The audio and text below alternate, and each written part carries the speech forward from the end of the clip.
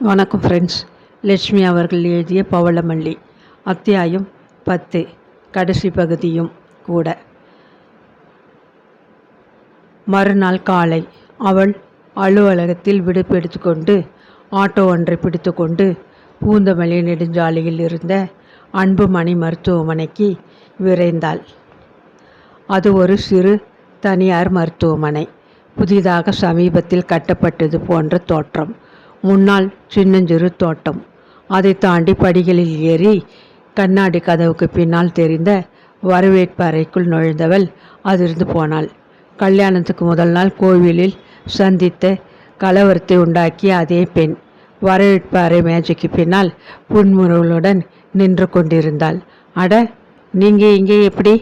கேலியும் குரோதமுமாக கேட்டாள் அவள். அதே கேள்வியை நானும் கேட்கிறேன். ஊர்வசி ஆத்திரமாக அவளை வெறித்தாள். தாராளமாக கேளு. இது எங்கள் அப்பா என் சகோதரி கணவர் டாக்டர் அரவிந்தனுக்காக கட்டி கொடுத்த மருத்துவமனை. இதில் வேலை செய்ய எனக்கு உரிமை உண்டு.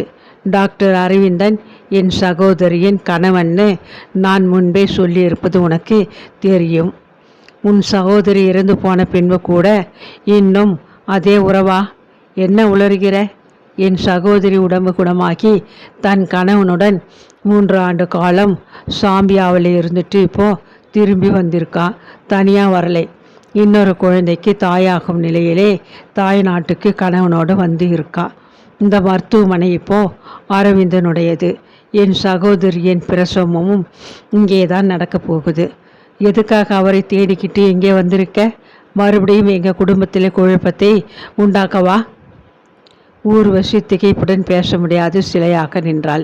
கல்லு போல மனைவியை உயிருடன் வைத்து கொண்டு அரவிந்தன் இப்படி ஒரு பொய்யை சொல்லணுமா? என் சகோதரி செத்துட்டா, அதனாலே கவலை இல்லாமல் டாக்டர் அரவிந்தனை இப்போது நீ கல்யாணம் செஞ்சுக்கலாம் தானே நினச்சி அவரை பார்க்க வந்தே.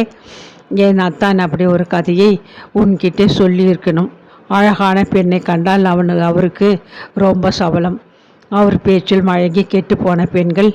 அவள் முடிக்கும் முன் பதட்டமாக படிகளை தாண்டி ஓட்டமும் நடையுமாக தோட்டத்திற்கு வந்து விட்டாள் ஊர்வசி.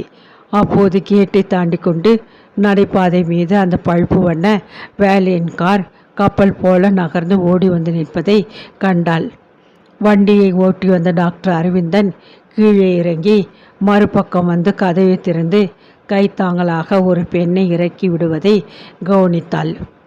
தாய்மையில் பூரிப்பாக தெரிந்த அந்த பெண் இறங்கும் முன் குடிந்த போது சட்டைக்குள் இருந்த கொத்தாக திருமாங்கல்யம் தங்கச் சரட்டிலே மார்பு புடைய மீது விழுந்து சூரிய ஒளியில் பளபளப்பதைக் கண்டு மிரண்டு போனாள். ஐயோ, எத்தனை பெரிய பொய்! பூமி இடிந்து வானம் பொடியாக உலகமே அவளை சுற்றி சுழல்வது போன்ற பெரும் திகைப்பில் அவளை ஒரே பாய்ச்சலாக ஓடி சாலையில் விரைந்து கொண்டிருந்த ஓர் ஆட்டோவை நிறுத்தி ஏறி கொண்டாள். அப்பொழுதுதான் அவளுக்கு மூச்சு விட துணிவு வந்தது. வைத்தியர் பணி ஓர் உயர்ந்த தொழில். நோயினால் அவதிப்படும் மக்களின் துன்பத்தை போக்கி நோயை குணப்படுத்த முயலும் அரும்பெரும் பணி. அதில் ஈடுபட்டிருக்கும் ஒரு வைத்தியனுக்கு இப்படியா ஒரு கேவலமான புத்தி? பெண் ஆசையாமே, கொலை கூட செய்ய அஞ்ச மாட்டான் படுபாவி. வஞ்சகமாக பேசி அவள் கற்பையே சூறையாட பார்த்தானே. போயும் இவனை அவள் காதலித்தாள். இந்த பாதகனை நினைத்து உருகி மனதிலே கசப்பையும் எருப்பையும் திரட்டி கொண்டு தன் வாழ்வையை அழித்து கொண்டிருந்தாளே. மேலே சிந்திக்க முடியாது கூவுக்கென்று பொங்கி விழுந்த கண்ணீரை ஆத்திரத்துடன் துடைத்து கொண்டாள். பொன்மாலை பொழுதில் அவள் தேவநாதனுடன் கடற்கரையில் நடந்து கொண்டிருந்தாள். 10 நாளைக்கு மேலே ஆகிவிட்டது. நான் கேட்டதற்கு இன்றைக்காவது பதில் கிடைக்குமா? சிரித்தபடியே காஞ்சி சிலை அருகே ஓர் இடத்தில் அவளுடன் அமர்ந்து கொண்டான். இந்த இடத்திலே தான் உன் முடிவை கேட்கணும்னு எனக்கு ஆசை. நான் சொல்ல வேண்டியதையும் இங்கே தான் சொல்ல விரும்புகிறேன். காந்தியடிகள் ஹரிச்சந்திரன் போல வாழ்ந்த உண்மையான மனிதர். அதனாலே நான் சொல்கிறதையெல்லாம் நீ நம்பலாம். எனக்கு இந்த சிலை முன் பொய் சொல்ல துணிவு இருக்காது. லேசாக ஊர்வசி சிரித்து விட்டாள். இந்த சிலை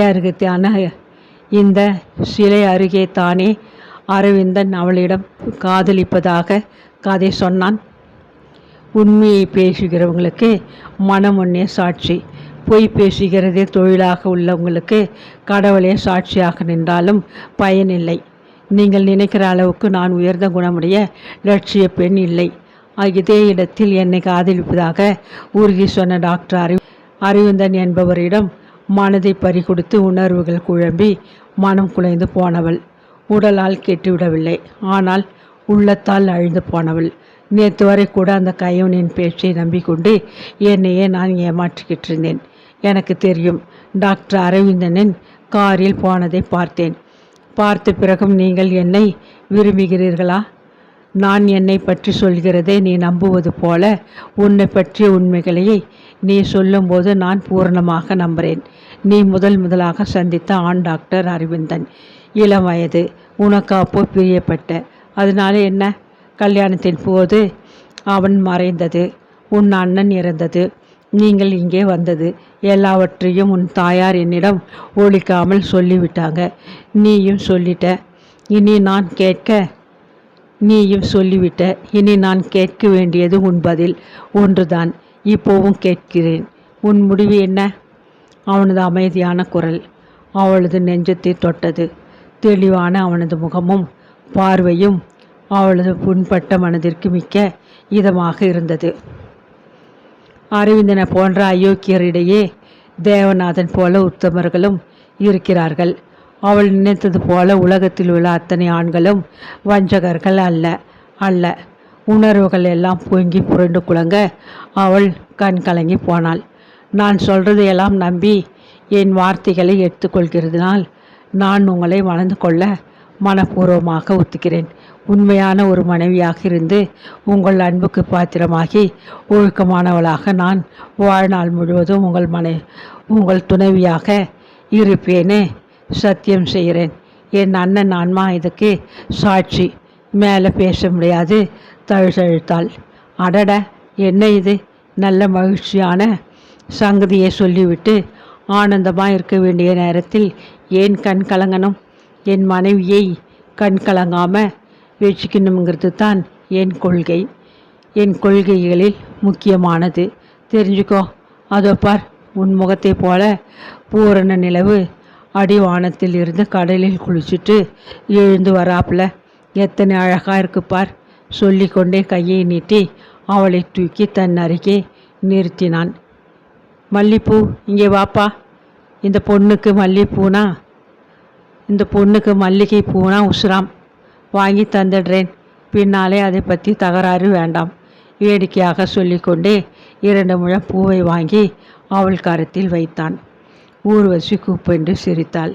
மகிழ்ச்சியுடன் மேலும் மேலும் சிரித்தாள். வெட்கத்துடன் அவன் முகத்தை பார்த்து சிரித்தாள். இத்துடன் பவளமல்லி கதை முடிவடைந்தது. நன்றி, வணக்கம்.